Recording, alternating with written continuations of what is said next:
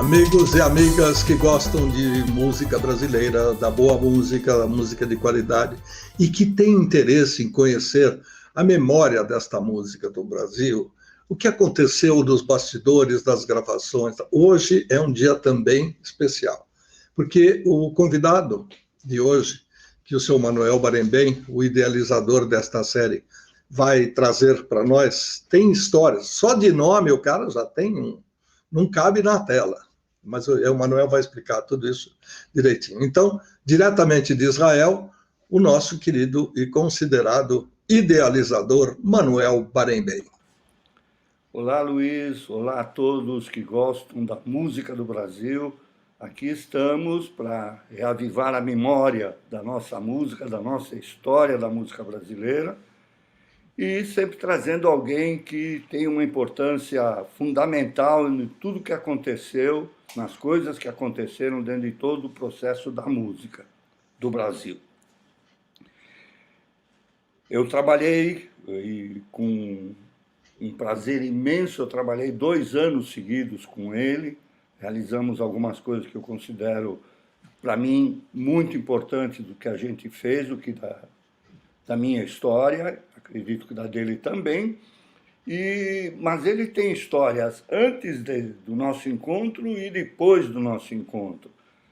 Então, porque ele é cantor, ele é compositor, ele é músico, ele é produtor, ele é diretor, ele faz, dentro da área discográfica, ele é um 100%. Estou falando de Hélio Castilho de Toledo da Costa Manso, nosso Hélio Costa Manso, que aqui está para a gente contar um pouco das histórias da música do Brasil, lá dos anos 60, 70 e por aí vai fora. Hélio, seja bem-vindo. Obrigado pelo convite, obrigado a ambos. Vou ficar muito feliz de participar disso. Já fiquei feliz com esse introito todo, já podia ir embora, que já estava ótimo. Não, que é isso. Você que tem... Hélio, aqui você é o convidado, você que tem que contar as histórias. A gente está aqui para ouvir e lembrar alguma coisa junto. Mas o comando, a partir desse momento, é teu, porque a história está com você. A memória está com você. Então, fique à vontade para começar onde você quiser. Se você quiser começar ali pelo clube, pelo Círculo Militar, né? Que era o salão. Na verdade, aqui em São Paulo houve esse fenômeno que ficou conhecido como domingueiras. Elas aconteciam aos domingos, obviamente, e depois, com o sucesso das domingueiras, eles passaram a fazer também aos sábados, e aí ia até um pouco mais tarde. Então, as domingueiras ia, em geral, de 7 às 11, aconteciam em dezenas de clubes em São Paulo. Os que eu passei foram Pinheiros, Harmonia, Paulistano e Circo Militar, são os mais lembrados, os mais famosos. Todas as bandas passaram por aí, as bandas brasileiras com nomes em inglês, cantando em inglês. A gente cantava em inglês porque, nessa época, o público que ia nas domingueiras, o que eles queriam era ouvir músicas em inglês. Vocês que já militavam por aí em veículos de comunicação vão poder explicar melhor do que eu em que momento essa mudança ocorre. Mas, durante os anos 60, claro que havia MPB, havia Chico Buarque, havia os festivais da Record, mas a música americana é o que predominava quando as pessoas pensavam em se divertir, em dançar, em paquerar, em se encontrar. Então, a gente não cantava em português porque o que o público queria era que a gente cantasse em inglês. Então, todas as bandas da época, a banda a que eu pertenci, na verdade a gente canta até hoje, chamava-se Sunday, e as outras bandas que dominavam as domingueiras eram os Folhas, o Vai 69, o Lee Jackson, o Confa e o Memphis. Essas eram as bandas que apareciam em todo lugar, e o público aparentemente gostava muito. As domingueiras agregavam no mínimo 1.000 pessoas por vez, clubes maiores podiam chegar a 2.000 e por aí ia. E a gente se divertia muito fazendo covers, né? Tudo que a gente queria era ser uma banda internacional, mas cantando música dos outros, isso obviamente não ia muito à frente. Mas foi divertido enquanto durou.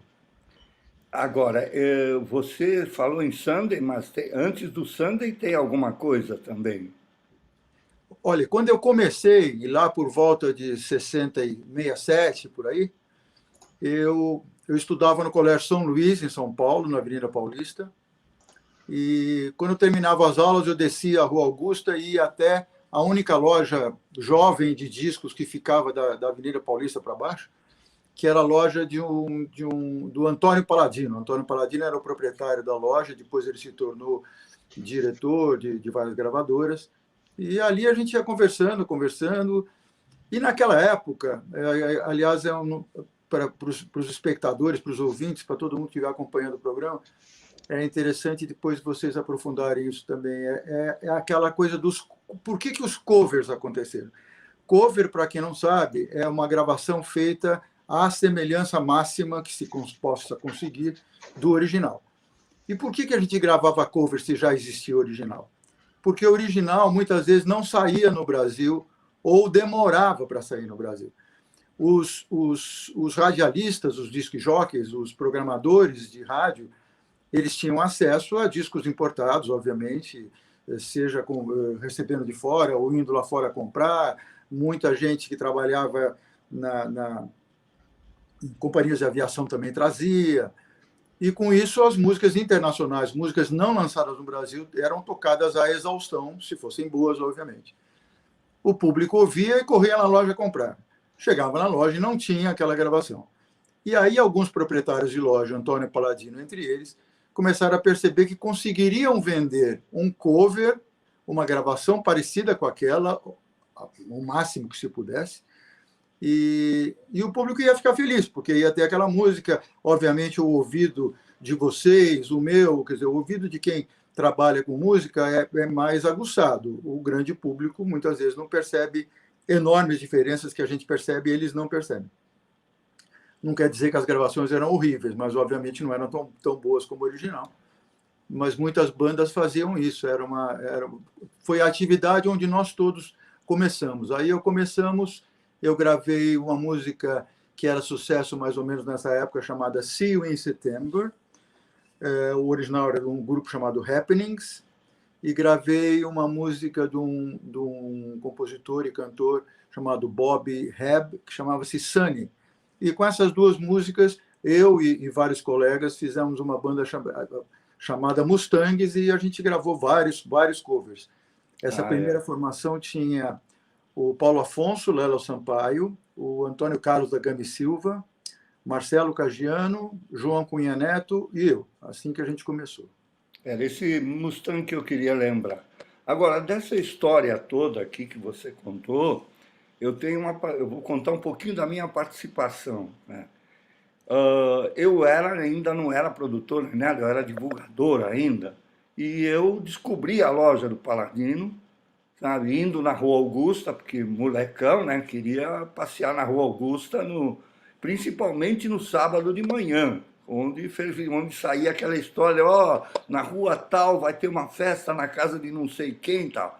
O que acabava acontecendo? Eu me metia atrás do balcão da loja Eletroarte, né, a loja do Paladino, e me tornei vendedor da loja, só para ficar de antena ligada para saber se tinha alguma festa ou não. Isso me deu uma experiência fantástica depois, na hora de começar a trabalhar mais profundamente com gravação. Isso me deu uma profunda coisas, sabe, detalhes que você não percebia, você vai percebendo com o andar da carruagem. E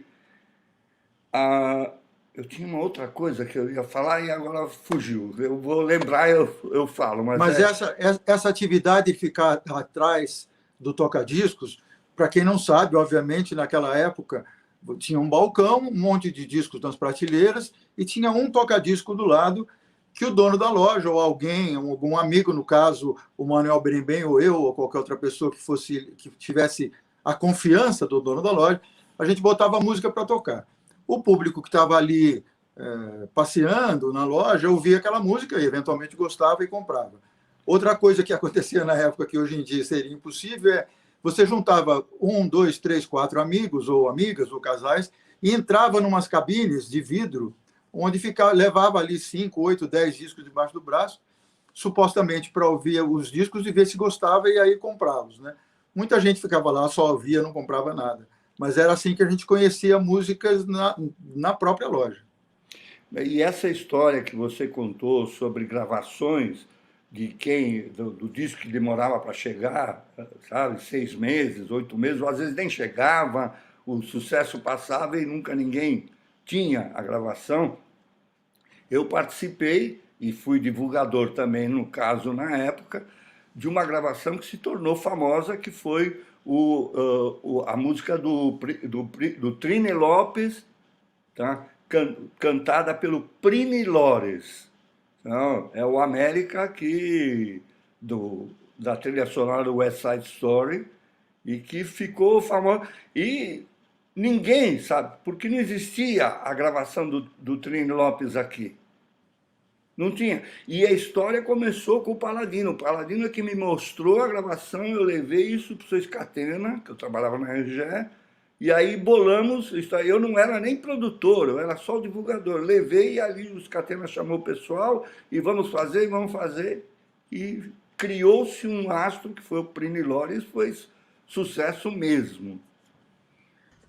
E para quem não sabe, a característica principal das gravações do Trini Lopes e do Prini Lores também era um cantor e um vozerio atrás. Quer dizer, teoricamente, aquilo tinha sido gravado ao vivo e o público participava e cantava junto, porque supostamente eram músicas muito conhecidas, né?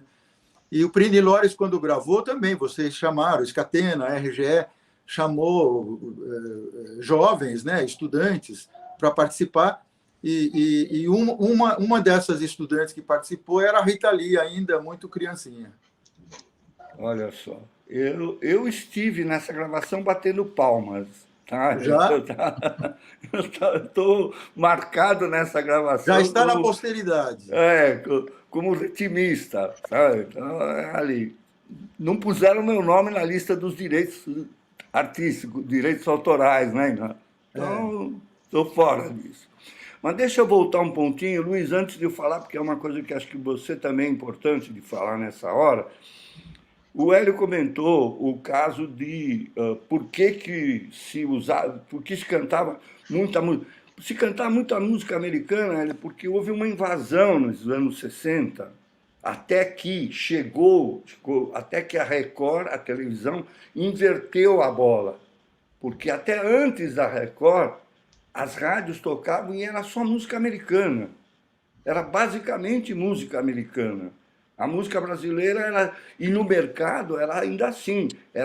A venda era de 70% de música americana e 30% de música brasileira.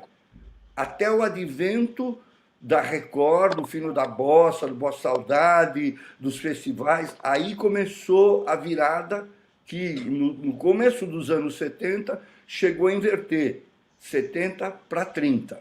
Então, era uma outra época, um outro mundo. Então, e você lembra, nós estivemos juntos dentro da RGE, trilhando esse caminho, que era um caminho que começou, acho que com Morris Albert, aí você vai me ilustrar melhor, tinha o Morris Albert, uma porção de gente que começou a andar esse caminho, e nós lá na RGE nos dedicamos a essa trilha com uma série de artistas.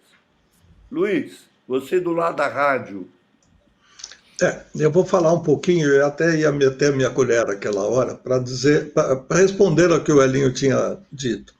O que aconteceu é o seguinte: apesar de eu ter entrado em rádio bem mais tarde, nos anos 70, eu já era ouvinte, já era interessadíssimo pela música e achava que eu podia tocar alguma coisa. Meu pai disse que piano era alguma coisa cara e difícil de carregar.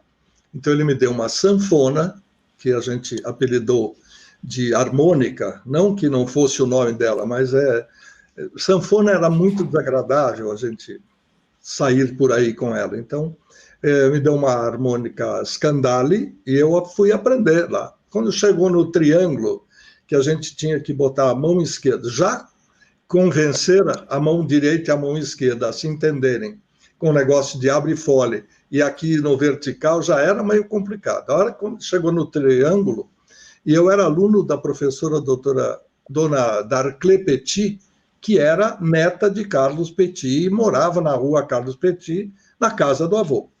Então já tinha todo um charme e tal. Eu falei, não dá para aprender piano. Ela falou, dá, mas seu pai não quer.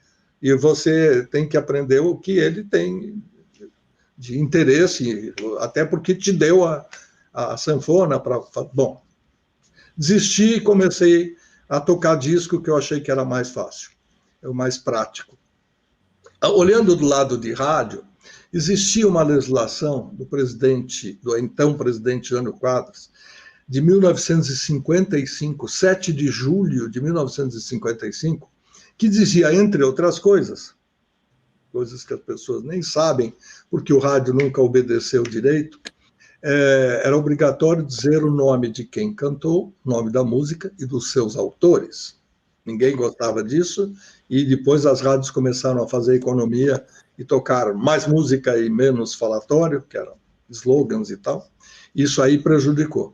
Na lei do presidente Jânio Quadros, era obrigatório tocar 50% de música brasileira e 50% podia ser original de outros países. Mas o 50% nacional era obrigatório. O que o povo começou a fazer? Os programadores da época. Toca 50% de madrugada, ou depois da Voz do Brasil, e durante o dia, pau na máquina, nas músicas internacionais. E aí veio aquele esquema importado dos Estados Unidos, que era o chamado Top 40, Top 40, eram as 40 músicas mais vendidas, ou mais tocadas, ou mais qualquer coisa. E aí eram 3 para 1.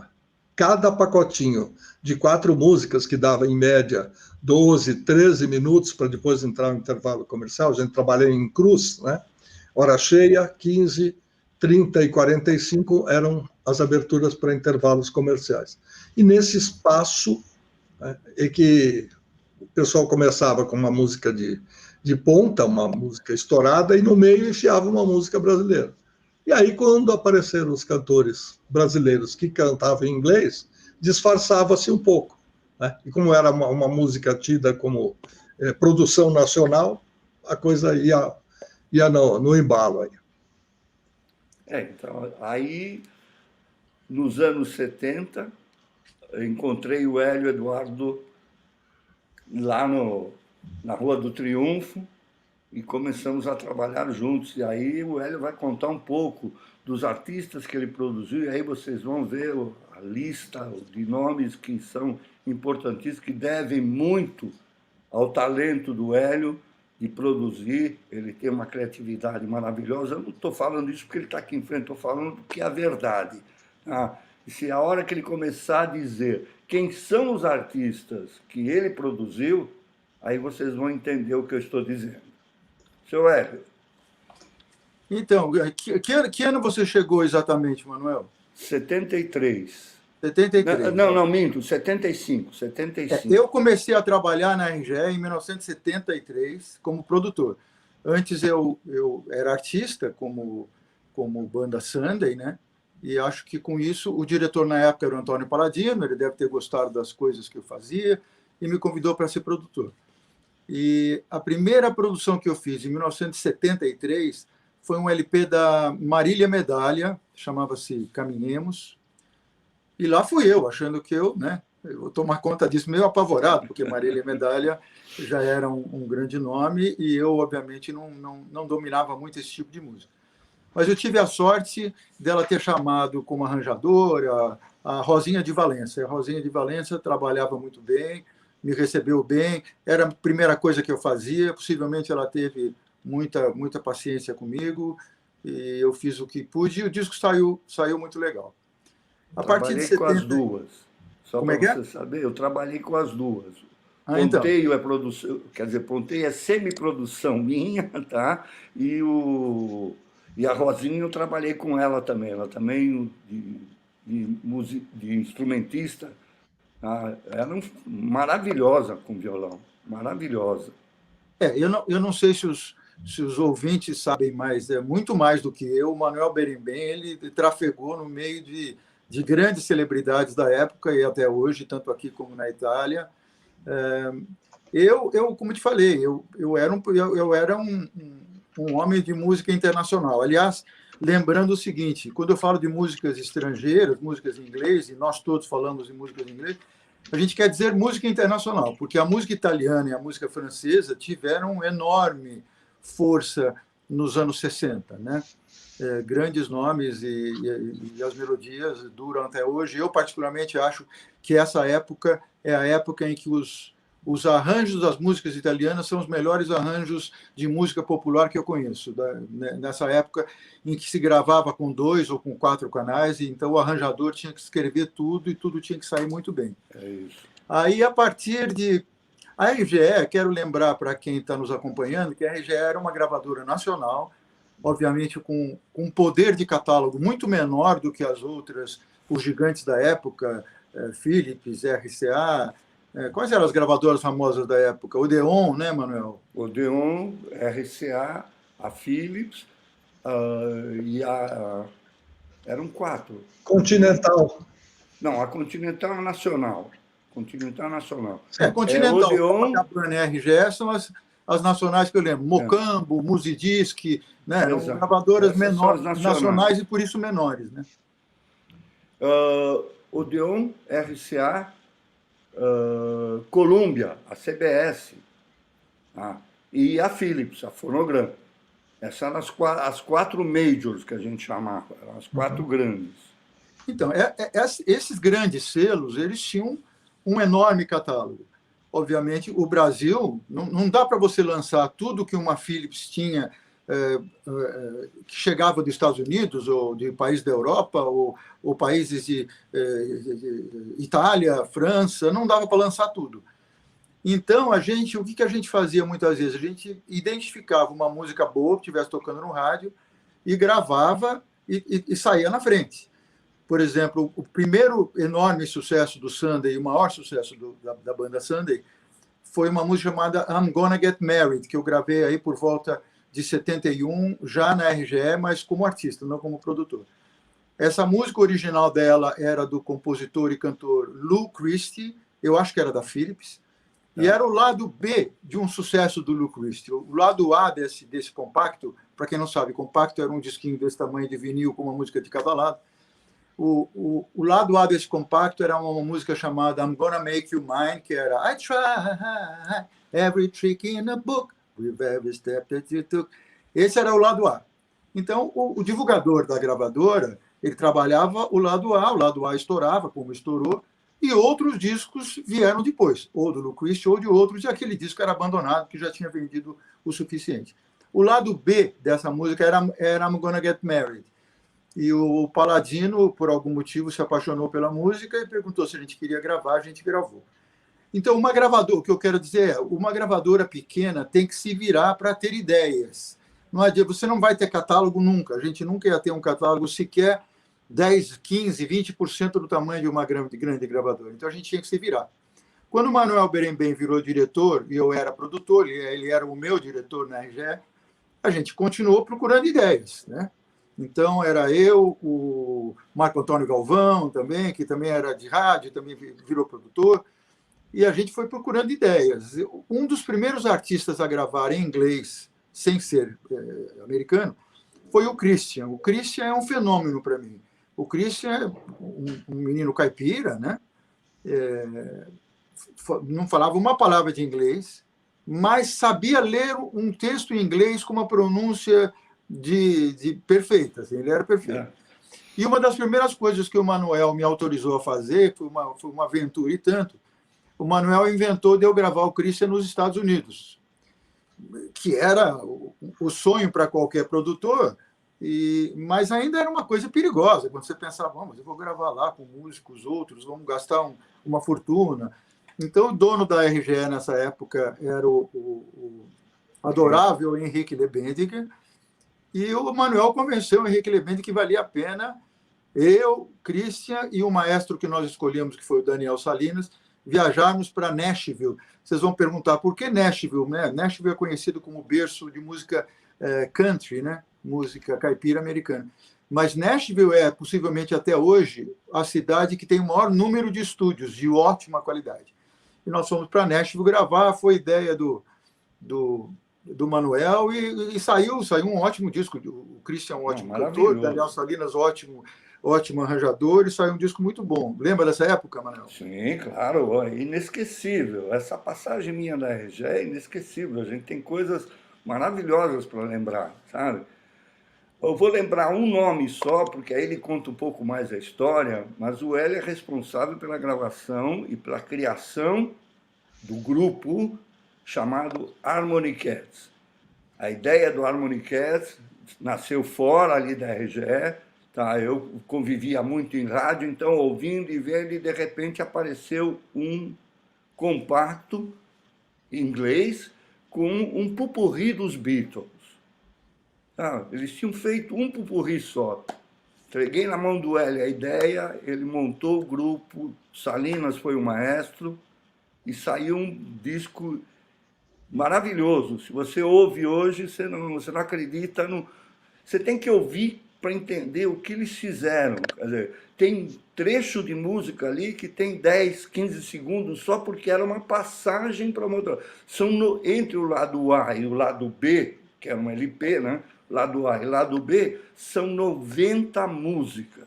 Isto hoje não se faz mais, é impossível que nenhuma editora vai autorizar dividir, quer dizer, eu tenho 3 minutos e vou ganhar praticamente o mesmo que quem tem 15 segundos, então não se fará nunca mais isso. Mas esse disco existe e é um fenômeno, é maravilhoso. Hélio? A ideia foi fazer um grupo vocal feminino, né? Não havia um grupo vocal feminino pop, rock, uma coisa moderna, mas gravando músicas antigas. Então, a gente são levadas, às vezes, meio discotecantes. Lembrem, a discoteca começa a aparecer aí por volta de 74, por aí, 75, e são músicas alegres. Eu sempre adorei popurrí. Para quem não sabe, popurrí são 2, 3, 4 músicas grudadas de uma forma agradável, onde a mudança da música não causa um impacto estranho, você parece que continua naquela música, às vezes você está numa segunda parte de uma e pula para uma primeira parte de outra. E eu sempre gostei de fazer isso, faço isso até hoje, na verdade. Eu acredito, principalmente hoje, que a emoção de relembrar uma música, em geral, não dura a música inteira. Então, se você começa a ouvir uma música e ouve, sei lá, Sha-la-la-la-la-la-la, it will be alright, do falecido recentemente B.J. Thomas, quando a pessoa ouve o começo, ela fala, ai, eu adoro essa música, ai, que música legal. Aí já se passaram 30 segundos, 1 minuto, 1 minuto e meio, 2 minutos. Acabou. Pode pular para outra para você reavivar essa emoção. Não precisa fazer ela inteira. A emoção já está contida naqueles 2 minutos e meio. Não precisa tocar 4 minutos inteiros da música. Claro que, no caso das Harmony Cats, a ideia de todos era agregar um grande número de músicas, porque isso virou um chamariz. O Manuel lembrou. O subtítulo do disco o nome do disco era Harmony Cats Show, 90 músicas, uma coisa que falava em 90 músicas, grande. Então, isso chamava atenção. Então, nós fizemos 2 discos desse tipo, ambos com a participação do Daniel Salinas e depois também do Assad. Como é que é o primeiro nome do Assad? Eduardo Assad, outro enorme talento que nos deixou precocemente. E os 2 discos foram muito bem. Para quem não lembra, o primeiro tinha umas pernas de mulher bonitas, assim, com meias de nylon, e o segundo tinha 5 gatinhos brincando em cima do sofá, sempre desenhos, né? E foi legal, é uma coisa que eu gosto de fazer. As 5 meninas, elas eram extremamente talentosas, eu dava alguma ideia e elas iam criando vocais em cima de vocais, em cima de vocais. As 5 originais eram a Maria Amélia Costa Manso, minha irmã, a Vivian Costa Manso, que é minha esposa desde aquela época, a Cidinha, Maria Aparecida, a Heleninha, a Maria Helena violim e a Rita Kfouri, eram as 5 originais. Elas gravavam muito em estúdio, gravavam para outros. Então, elas tinham a tarimba do estúdio, tinham o coleguismo, né, entre elas, e com isso deu realmente muito certo. Depois do Christian, que gravava em inglês, Harmoniquettes apareceram, outros apareceram. Eu mesmo cantei com o nome em inglês de Steve McLean, que foi o nome inventado pelo diretor, acho que da difusora na época, que era o Caio Gadia. Na época havia uma música que era praticamente declamada por um ator chamado Anthony Quinn. O Anthony Quinn tinha uma voz bonita. E ele falava, I love you, I love you. E uma música comendo atrás, e ele mandava um I love you atrás. E aí, eu acho que a ideia foi, vamos fingir que um outro ator de cinema foi nessa mesma seara do Anthony Quinn. E que ator de cinema seria esse? Vamos fingir que era o Steve McQueen, que o Steve McQueen era um homem assim, meio objeto de desejo das mulheres, então eles acharam que brincar com esse nome seria bom. E escolheram o Steve McLean, que obviamente não existia, o Steve McLean, e todo mundo ouvia, e eventualmente ia pensar que era o Steve McQueen. Então eu comecei declamando em cima de uma ópera, uma obra de Bach, chamada Obra na quarta corda, Área na quarta corda, e depois eu comecei a gravar em inglês também. Todos esses artistas que gravavam em inglês, era Steve McLean, os próprios da banda Os Folhas, depois o Maurice Albert, o Paul Denver, o Gessé, que ficou famoso pelo... Isso que eu ia lembrar. O Gessé era um artista também da RGE, ele começou no Placa Luminosa e depois ele... Extremo talento, o Gessé, cantava maravilhosamente bem, ele cantava qualquer coisa. Então, quando a gente tinha um cover para fazer, a gente chamava o Gessé, e o Gessé, numa dessas, acabou gravando uma música de muito sucesso chamada If You Could Remember. Depois disso, ele virou o Gessé famoso em Porto Solidão. Aí ele era o Tony Stevens. Aí ele era, exatamente, o nome que nós inventamos era Tony Stevens. Ele gravou também um cover de uma música do Chris de Burgh, chamada Flying, que fez mais sucesso com ele, sem que ninguém soubesse que era ele, do que com o original. E nesse Flying você percebe qual é a qualidade de vocal do Gessé, até onde ele vai, o que ele faz com a voz. O Flying original era do compositor chamado Chris de Burgh. O nome que nós demos para o Gessé nesse disco era Christy, que nem o Christy do Yellow River, Christy Burgh. E começou a vender tanto, não sei se o preço da RG era menor que o preço da Odeon, se a nossa distribuição levava alguma vantagem em alguns estados do Brasil, começou a vender tanto e a Odeon reclamou muito para o Henrique Lebendiger. Não sei se o Manuel estava nessa época, acho que estava. Não, acho que não, já não estava. Reclamou muito. E aí nós tínhamos um diretor de fabricação, enfim, era o segundo nome da RG, era o nosso bom Yehuda Shapiro. E aí, quando a Odeon reclamou do nome, Christy Burgh, que era muito parecido, aí nós mudamos o nome de Roger Shapiro. Era assim para... Bom, agora vocês não podem reclamar mais. Obviamente, aí parou de vender o que estava vendendo, não vendeu mais tudo aquilo, mas, enfim. Então, vários cantores brasileiros começaram a cantar em inglês. Por quê? Eu acho que é importante a gente abordar isso. Porque as novelas, quando a Som Livre apareceu, a Som Livre não tinha a condição de conseguir qualquer gravação de qualquer companhia. No começo, a Som Livre era um começo. Então, os donos das matrizes americanas, europeias, que a gente citou, os grandes selos, eles não entendiam por que a subsidiária deles no Brasil iria dar, por exemplo, Skyline Pigeon do Elton John para uma novela, ou Rock and Roll Lullaby, ou Michael Jackson, uma faixa para entrar numa novela e depois virar um disco da Som Livre. Então, no começo era difícil, mas eles precisavam de música para musicar momentos importantes da novela. Um casal que está apaixonado, um casal que acabou de brigar, enfim, uma cena alegre, um passeio na praia, músicas de fundo, né? Então, os sonoplastas, que era o nome que se dava na época, que eram aqueles que sonorizavam as novelas, eles começavam a perceber, preciso de uma música para esse casal, para esse tipo de situação.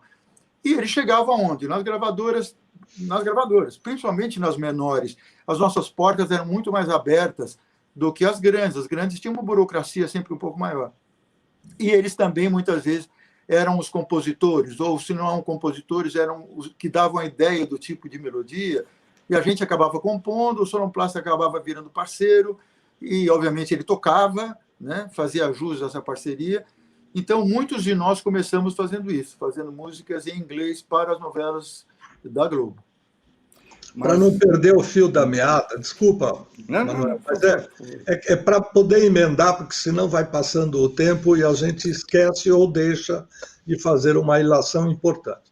O Hélio e o Manuel são pessoas de gravadora e eu sou um sujeito especializado em rádio, como produtor, programador musical, diretor e tal.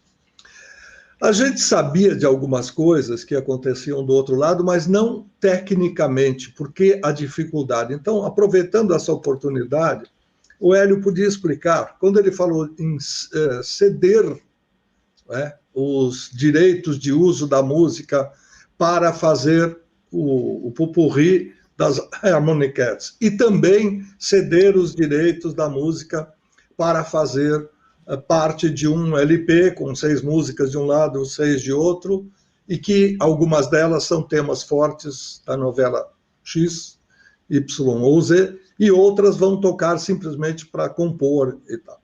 Aproveitando essa deixa, eu quero que o Hélio explique, por favor, como é que funcionava isso em termos de royalties, de percentuais, e por que a dificuldade. E quando não dava para fazer, aí sim entrava o tal do cover, ou seja, alguém que a gravadora não cedia os direitos, então alguém gravava a música X, que era sucesso e que estava tocando nas rádios do grupo Globo, também era da Som Livre, né? Vice-versa, e também acontecia o sucesso nas emissoras de FM, AM e depois de FM. Eu vou usar um exemplo do Elton John para que vocês consigam entender por que, com o passar do tempo, as gravadoras não só começaram a gostar da ideia começaram a aceitar a ideia de dar um fonograma para a Som Livre compor um LP, como passaram até a pedir que a Som Livre colocasse esse ou aquele artista famoso numa trilha de novela. Quem assistiu aos shows, ou quem acompanha a carreira do Elton John no mundo inteiro, vai perceber que, possivelmente, em nenhum lugar do mundo, ele canta Skyline Pigeon, que é o maior sucesso dele, talvez, no Brasil, né? Pelo menos durante uns 20 anos foi. E por que isso? Porque essa música só estourou de verdade no Brasil com a ajuda de uma novela. Então, a novela da Globo, na época em que a Globo era campeã absoluta de audiência, ela continua sendo líder, mas, obviamente, a diferença não é a mesma. Hoje em dia também você tem a TV paga, enfim, tem os celulares, isso é assunto para um outro programa. Tocar numa novela da Globo com 70% de audiência era ganhar na loteria sozinho, entendeu? Você tinha um sucesso absoluto, 2 dias depois todo mundo já conhecia aquela música. Então, o Elton John, quando ele veio ao Brasil a primeira vez, diz a lenda, eu não vi acontecer, mas já ouvi esse relato de várias pessoas, que quem viu o setlist dele para o show do Brasil percebeu que Skyline Pigeon não estava no setlist dele. E falaram, como? Você não vai cantar essa música? Ou falaram com o empresário, sei lá. Ele falou, por que eu cantaria essa música? Aí o cara falou, porque o teu maior sucesso no Brasil é esse. A força da novela era essa. Como é que funcionava? No começo, ou para sempre, a Som Livre ela quer colocar uma música do Michael Jackson numa trilha de novela. Ela telefona para a gravadora que representa o Michael Jackson no Brasil e fala, olha, eu vou colocar isso aqui, vai tocar bastante, vai ser bom para vocês, não sei o quê. E a Som Livre pagaria para essa gravadora mais ou menos por volta de 20% do wholesale price. Wholesale price, para quem não sabe, é o preço no atacado do disco. Vamos dizer, se o disco chega para o consumidor por R$30, vamos dizer que o disco custou ao dono da loja 15. Então, sobre 15, você pagava 20% para o artista, dividido pelo número de faixas que tivessem no disco, obviamente. É um cálculo relativamente complicado. E as gravadoras aceitavam. Por que aceitavam? Porque tocar o Michael Jackson, estou falando do Michael Jackson no começo de carreira, não estou falando depois que todo mundo já se conhecia, mas tocar uma música do Michael Jackson na trilha de novela fazia com que LPs do Michael Jackson vendessem, fazia com que outros compactos do Michael Jackson vendessem. Então você promovia o artista, acima de tudo, através de uma música na novela. As matrizes de fora começaram a entender esse processo e começaram a aceitar. Então, com o passar do tempo, virou uma coisa comum, apesar de ser sui generis, na minha opinião, na indústria da música. A única coisa parecida com a Som Livre que eu vi acontecer no mundo foi a Keitel, que seguiu mais ou menos esse caminho. Mas depois as matrizes começaram a aceitar, porque elas ganhavam dinheiro com a sessão, mas principalmente promoviam os artistas, né? E a Som Livre começou a nadar de braçada. Qualquer coisa que ela escolhesse, todo mundo dava correndo. Na realidade, isto se tornou, tocar na novela se tornou uma ferramenta de marketing, uma ferramenta de promoção enorme. Era absolutamente tudo. Você citou antes o que faleceu essa semana do rock and roll BJ Thomas, sabe? As pessoas ouviam, ninguém nem sabia que era BJ Thomas cantando. Só que essa música tomou conta, era um negócio absurdo. Todo mundo cantava essa música. Então, esse tamanho dessa ferramenta era muito grande, era imenso, era uma coisa que não sabe? E ficou a tal ponto, quer dizer, o Boni percebeu, essa história até contei em uma outra entrevista que a gente teve, o Boni percebeu que o começo da Som Livre foi na Fonogram, a Fonogram produziu o LP inteiro, as 12 músicas dos 12 personagens mais importantes, e o disco saía pela Philips, ou Polydor, dependendo do gênero que era, e a Som Livre colocava um cartão de câmera no final dizendo a trilha sonora desta novela encontra-se à venda em discos Philips já em nas melhores lojas do Brasil, alguma coisa assim. Então, Lembrando... Aí o Boni, desculpe só para encerrar, aí o Boni percebeu isto e falou, vamos abrir uma gravadora. E aí nasceu a Som Livre. Vamos lembrar que qual é o tripé sobre o qual a Som Livre, em virtude do qual a Som Livre existia e existe? Ela tem uma central de ideias de criação, onde você cria um produto, esse produto você precisa das outras gravadoras, esse é o segundo pé do tripé, para que te cedam um produto, mas o terceiro pé do tripé, que me parece que a gente não citou, eu não citei, é a propaganda na televisão. Sim, então, mas é a ferramenta de marketing. É o que eu te falei, a ferramenta de marketing. Ela anunciava o produto, não só dizendo trilha da Fonogram, mas mostrando a capa, mostrando as músicas, né? Era uma coisa muito forte. Eu queria aproveitar para perguntar para o Luiz. A gente, obviamente, vive hoje esse momento onde ou você é branco ou você é preto, né? Mas você acha que se você estivesse numa rádio hoje, você teria em algum momento algum impedimento de tocar uma música porque ela era da Rede Globo e não era da rede da sua rádio? Não, acho que nunca me proibiram. Bom, vamos começar.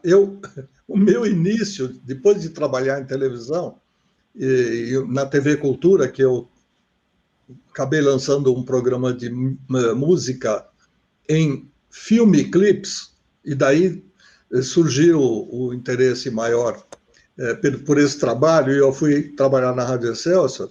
A Rádio Excelsior era do Grupo Globo. Não havia nenhuma proibição de tocar nada, mas, em compensação, a gente recebia em primeira mão algumas músicas que iam tocar na novela. Quando vocês, na Som Livre, já estavam bolando aí a série e tal, aparecia uma fita Shamrock e um bilhetinho dizendo, olha, vai ser tema do personagem tal da novela X. Então, às vezes a novela já estava em curso e às vezes ela ia entrar a segunda parte, ou, digamos, o LP nacional já havia sido lançado com as trilhas nacionais e depois viria a trilha internacional. Agora, quando eu fui para a difusora, por nada, apesar de existir lá uma gravadora parecida, que era a GTA, Gravações Tupi Associadas, não tinha proibição de tocar músicas que tocavam na Rádio Excelsior ou que eram da Som Livre, de maneira alguma. De vez em quando, eles preferiam, por causa dos royalties, conseguidos ou não, tocar um outro cover, mas a minha época, infelizmente, né, eu não consegui trabalhar com o Caião, porque eu sempre fui depois dele, até ele partir desta vida. Mas era interessante que, na parte de criação, ele, como diretor de uma rádio musical, em AM, né, uma das precursoras das rádios FM, a difusora de um lado, Excelsior de outro, ele criava muito. E quando eu entrei, eu já não era mais o cara que tinha essa força, até porque ele tinha a direção geral da TV Tupi, artística musical, da Rádio Tupi de São Paulo e da Rádio Difusora. E eu só entrei no desmembramento para cuidar da difusora. Mas acho que não tinha essa coisa de proibição, nada disso. Podia tocar qualquer coisa, e acho que hoje também seria igual ou até um pouco diferente. Não se esqueça de que nós estamos falando de uma Som Livre que já não é mais da Rede Globo, né? É outra história. Aproveitar que ele lembrou do Caião, eu vou lembrar de que dentro da RGE a gente teve coisas que nasceram de papo meu com o Caião lá no Alto do Sumaré, né? O Paul Denver, tá? A própria Harmony Cats começou com esse compacto que eu falei dos Beatles, que ele me mostrou, que o Zani, que era programador, tinha conseguido com piloto, não sei, aquelas coisas que só naquela época. Hoje, nada, você aperta um botão, a internet te traz tudo, né? Então, um deles foi o Paul Denver, sabe? E o Rain and Memories também. Rain and Memories foi um número absurdo de venda, sabe? Criou um personagem também, que era o Paul Denver, que era o Carlinhos do Coro, que nunca apareceu. Ele nunca apareceu. Então, o outro foi o Mark Davis, que é o Fábio Júnior, que depois se tornou Fábio Júnior.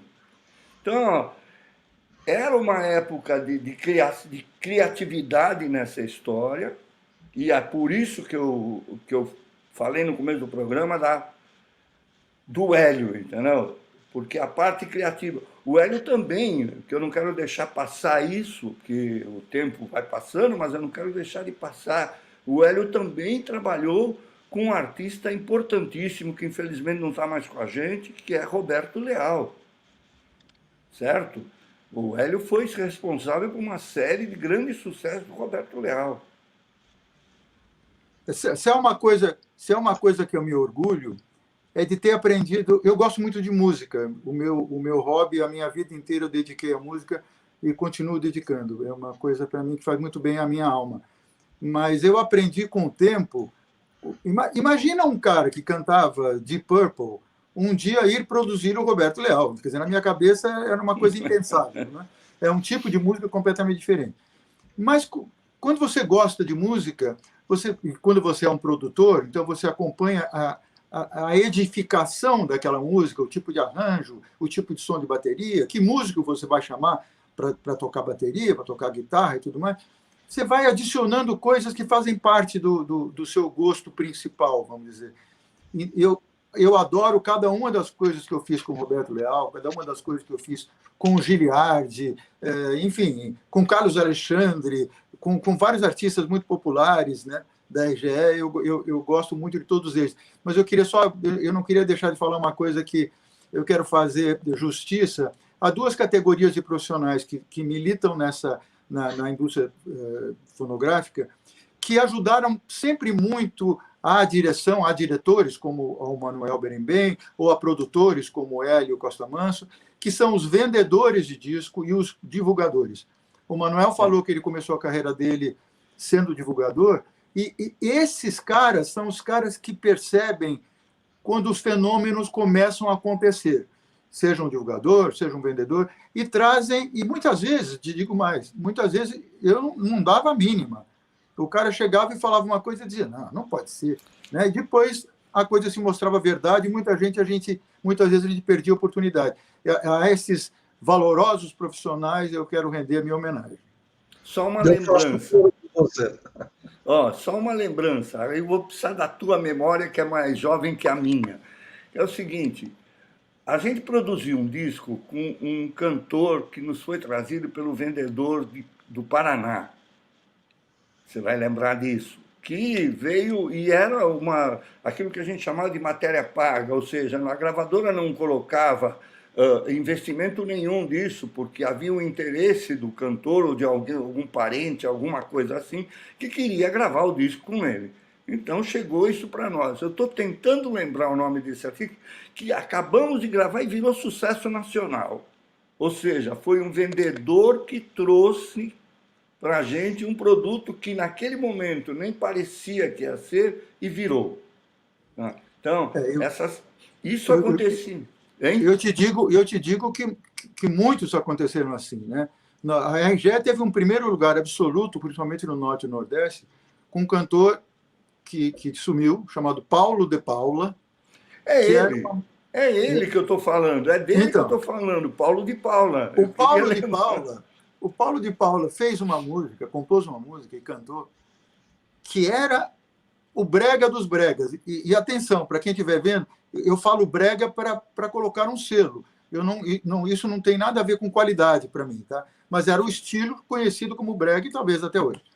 Era uma música chamada Quarto de Mansão, que era ele vendo uma menina do outro lado, no outro prédio, enfim, era uma coisa muito divertida. Esse é um bom exemplo do que eu acabei de falar. Eu, ouvindo aquilo, se passou por mim, eu não lembro, eu dizia, mas de jeito nenhum vou gravar um negócio desse, eu vou produzir, ou a RGE deveria lançar uma coisa dessa. Nunca. Eu vou dar outro exemplo interessante. O dono da RGE, o senhor Henrique Lebendiger, ele era um judeu polonês e ele adorava música alemã. Na minha cabeça, eu nunca conseguia entender por que o judeu gostava de música alemã daquele jeito como ele gostava de música alemã. Um dia ele me mostrou uma música chamada Du, D de dado, U. Era uma música de uns 5 minutos, uma música que fugia a todos aqueles estilos normais de primeira parte, refrão, enfim. Quem puder, procure para ouvir. Chamava-se Du. E ele falou, quero que grave essa música, Dom Hélio. Ele me chamava de Dom Hélio. Quero que grave essa música. Obviamente, se o dono mandou, vou lá eu gravar com completa má vontade, porque eu achava que aquilo não ia funcionar. E a gente contratou um rapaz que havia feito um cover para a gente de um sucesso do Demis Roussos, Demir Rousseau. O nome dele era Júlio César, ou pelo menos foi esse. O Júlio César não é o nome real dele, mas é o nome que ele usou a vida inteira. E a gente gravou a música com o nome de Tu, T de Taquaraú. Foi um sucesso, foi o maior sucesso da carreira dele, com certeza um dos maiores sucessos da história da RGE. Aí eu aprendi uma coisa. Quando essa música Du tinha sido muito sucesso na Alemanha, pelo menos em algumas cidades da Alemanha. Quando uma música é um enorme sucesso em algum lugar, não quer dizer que ela será um enorme sucesso no mundo inteiro, mas ela não será um fracasso em nenhum lugar, porque ela tem alguma coisa especial para congregar tanta gente e a gostar daquele tipo de melodia. Eu não quero me alongar muito, mas eu preciso dar mais um exemplo.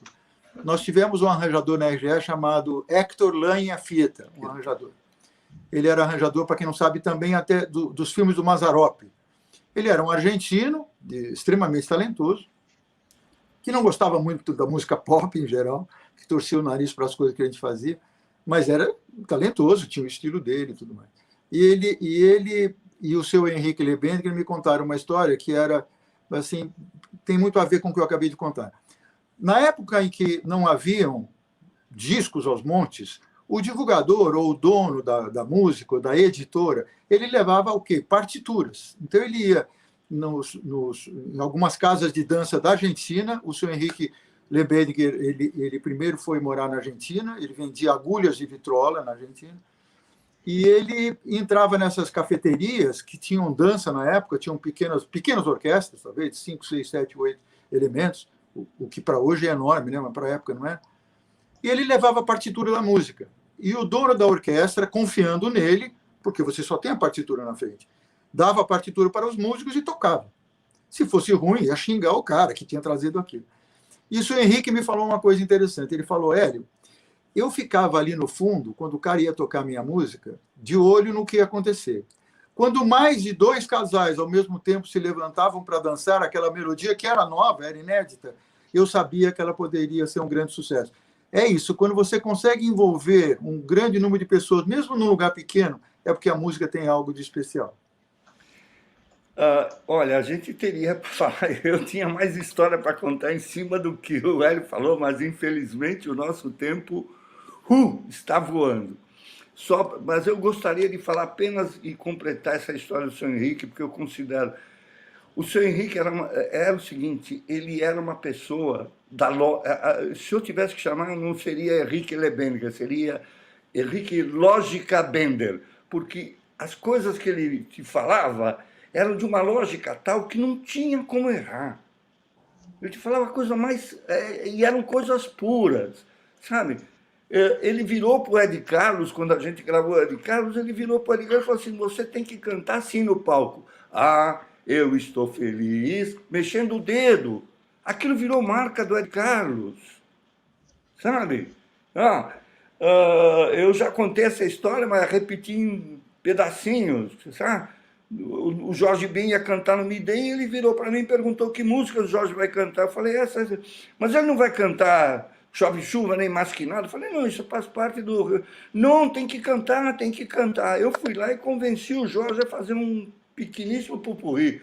Quem já acompanha o nosso programa já ouviu essa história. E quando o Jorge abriu a boca para falar Mas Que Nada, acabou. Você conhece, Hélio, que você esteve lá, 3.000 pessoas que são profissionais da música que não iriam aplaudir um concorrente. Levantaram de pé para aplaudir o Jorge Ben. Isto era Henrique Lebender. Sabe? Eram pessoas, essa época era de pessoas que tinham esse talento. Vou relembrar pessoas não antes, mas da minha época, quer dizer, seu Emílio Vitali. O seu Emílio construiu um império, a editora Vitali, a gravadora Copacabana, tudo isso. O Scatena, o Zé Aliado Brasil Italo Scatena, foi o dono da RGE. Sabe, o cara que criou Maísa, o cara que criou a Orquestra de Simonetti, sabe, o cara que foi lá e gravou o primeiro disco acreditou na gravação do Fino da Bossa, do primeiro Fino da Bossa do Horácio Berlink. Acreditou na música brasileira, investiu em Agostinho dos Santos, investiu em Miltinho. Isso todos nomes, grandes nomes. Então, essas pessoas, elas é que construíram essa história toda. A gente entrou depois para fazer um aparato e para trabalhar em cima do que eles já tinham colocado. Quer dizer, para nós, a gente tinha uma base do prédio, e o que a gente tinha que fazer era ir colocando os tijolos e a massa, e fazer subir. Era isso. Eu vou tomar a liberdade de, embancando o chato, de convocar os dois companheiros da minha direita e da minha esquerda para um próximo programa em que nós vamos dar sequência a tudo isso. Eu vou dizer por quê. A gente sempre fala com o músico, com o artista, com o cantor, e fala da carreira dele. Hoje nós temos a oportunidade, e vamos continuar no próximo programa, para falar do disco, da indústria fonográfica, porque eu tenho aqui, nas minhas laterais, eu estou ladeado com muito orgulho por 2 grandes amigos, mas 2 grandes experts da indústria fonográfica. E a gente não tem chance de falar muito disso. Então, com a devida licença do nosso Manuel, Hélio, você já está convocado para um próximo programa. Legal. Como se faz no casamento? Sim. É só que se faz. Ok. Obrigado pela sua participação, Hélio. Obrigado a vocês pelo convite. Vou esperar o próximo. Hélio, muito, mas muito obrigado mesmo. Você ajudou a gente a relembrar na memória da música brasileira. E estamos aqui, vamos continuar isso, porque a gente tem mais história para contar. Legal, parabéns a vocês pelo programa. Obrigado. Obrigado. Ele só é bom porque tem participantes como você. Bom, eu vou dizer uma coisa, eu estou aqui me segurando porque eu tenho uma lista de coisas para perguntar para o Hélio, e eu vou até anotar para não perder esta oportunidade, porque tem muita coisa que eu não sei. Eu, do lado de cá do balcão, trabalhando como produtor de programas de rádio, produtor ou diretor artístico, ou, sei lá, coordenador, cada emissora tem um nome para a gente fazer o que fez. Mas tinha o lado do disco, que era muito importante, a gente precisava disso para poder fazer o sucesso da rádio. Então, sem mais delongas, Manuel, é só agendar, marcar, e aqui estaremos numa próxima semana com mais um episódio desta série Música do Brasil, e em breve o Hélio volta para conversar com a gente, ok? Com certeza, com certeza. Luiz, nossos espectadores, nossos ouvintes que gostam da música, de podcast, que gostam de música, da música do Brasil, muito obrigado pela atenção de vocês, espero que vocês tenham gostado de todas as histórias, e a gente, como disse o Luiz, voltaremos na próxima semana. Até lá. Um abraço. E para você que ficou até agora acompanhando no nosso canal do YouTube, no Facebook e nas demais fontes, o nosso agradecimento de sempre.